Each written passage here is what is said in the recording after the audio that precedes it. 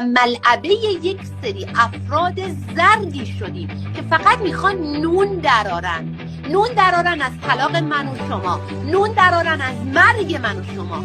یک خانومی که معلوم الحالن و نمیدونم شغلشون چیه، چیکاره است.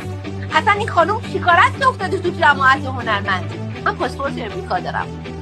زهی خیال باطل برای آنانی که فکر میکنن من کشورم رو ترک کنم. چرا نمیرید از ایران؟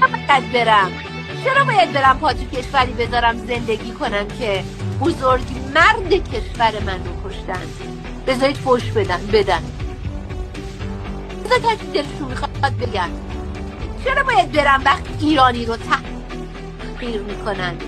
چرا باید برم وقتی مردم در دایرکت از من میپرسن چرا در تلویزیون نیستی؟ من بال در میارم. این نشون میده که مردم قاب تلویزیون جمهوری اسلامی رو قبول دارن. اگر مقام معظم رهبری پا در خیابان بذاره، قسم میخورم شما شاهد صحنه‌ای خواهید شد که به عمرتون ندیدید.